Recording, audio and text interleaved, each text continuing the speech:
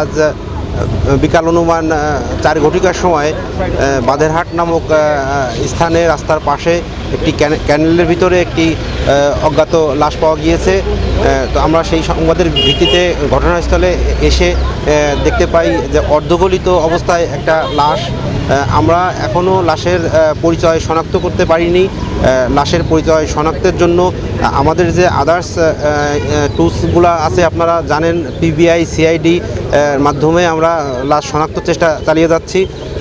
তো আমরা লাশ শনাক্ত করে এবং ঘটনার প্রকৃত ঘটনা কী, ঘটনা উদ্ঘাটন করে আপনাদেরকে বিস্তারিত পরবর্তীতে জানাতে পারবো। লাশের যে সিমটম দেখে মনে হচ্ছে এটা প্রায় অনুমান 1 মাস পূর্বের ঘটনা হতে পারে, যেহেতু লাশটা প্রায় গলিত অবস্থায় আছে। তো এই টাইমের ভিতরে তো আমাদের কাছে কোনো মিসিং ডায়েরি নেই। তো আমরা সারা বাংলাদেশেই মেসেজ দিব।